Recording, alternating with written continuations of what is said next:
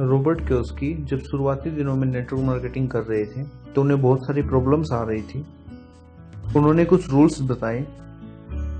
जब भी हम किसी को भी प्लान शो करते हैं तो उसके बिल्कुल आमने सामने बैठें।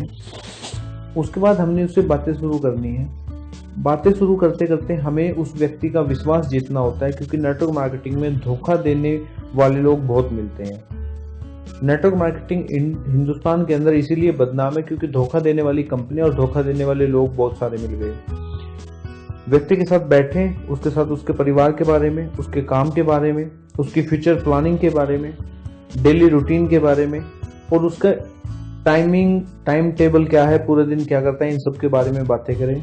वो व्यक्ति आप पे बिलीव करने लगेगा। जब उसको विश्वास हो जाए कि आप उसको धोखा नहीं दोगे, एक सही व्यक्ति हो, तो वो आप पे बिलीव करेगा और आपको उसके ऊपर बिलीव करना है। सवाल छोटा सा है, बातें छोटी सी, लेकिन इससे आपको नेक्स्ट मीटिंग के लिए ये फिक्स हो जाएगी कि वो व्यक्ति पूरे दिन क्या काम करता है और आप उससे मीटिंग नेक्स्ट टाइम कब ले सकते हैं। इसका सबसे बड़ा फायदा आपके पास ये होगा।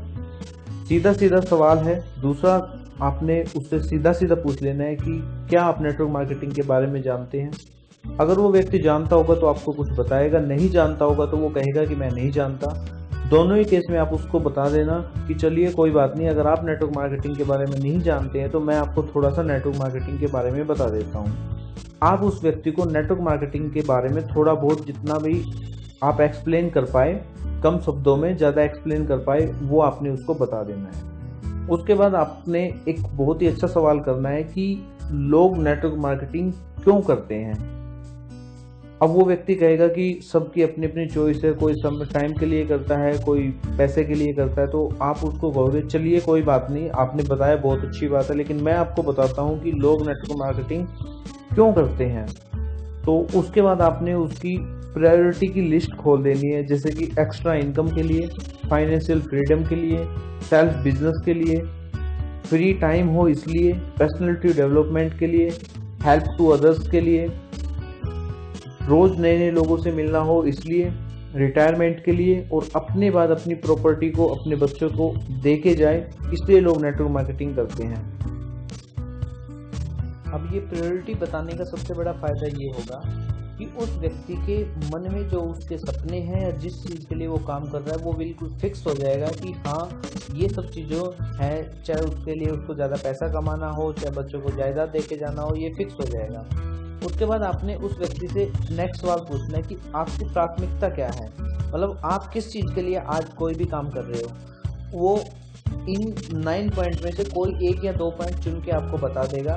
बताने के पीछे कारण ये होगा कि वो व्यक्ति आपको इनडायरेक्टली ये बता रहा होगा कि अगर वो आपके साथ नेटवर्क मार्केटिंग का बिजनेस शुरू कर रहा है तो वो इन कारणों से कर रहा है। मान लीजिए किसी व्यक्ति ने चुना है कि एक्स्ट्रा इनकम, कि वो एक्स्ट्रा इनकम के लिए आज काम कर रहा है, तो ये उसकी प्राथमिकता हो गई। तो आप उसको नेक्स्ट सवाल पूछेंगे कि आपने इसे ही क्यों चुना, एक्स्ट्रा इनकम को ही क्यों चुना। बहुत सारे पॉइंट थे, तो वे व्यक्ति बताएगा कि अगर मेरे पास एक्स्ट्रा इनकम नहीं होगी तो मैं अपने बच्चों को अच्छी एजुकेशन नहीं दिला पाऊंगा, अच्छा घर नहीं बना पाऊंगा।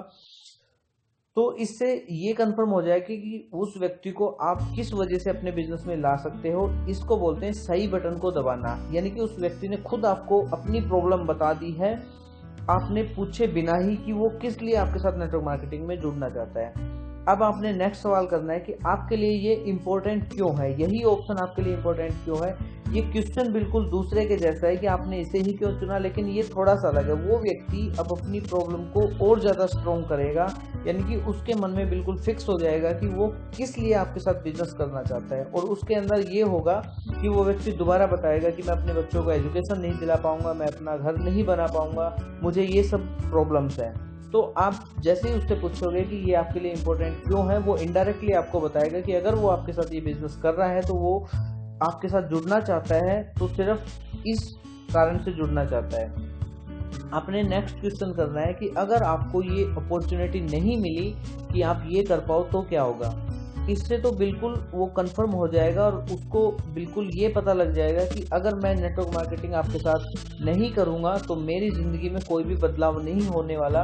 और फिर आप अपना जब उसको प्लान दिखाओगे तो व्यक्ति आपके साथ काम करने के लिए 100% तैयार हो जाएगा और किसी लालच के बिना वो अपनी ज़रूरत को पूरा करने के लिए, अपने सपने को पूरा करने के लिए आपके साथ काम शुरू कर दे।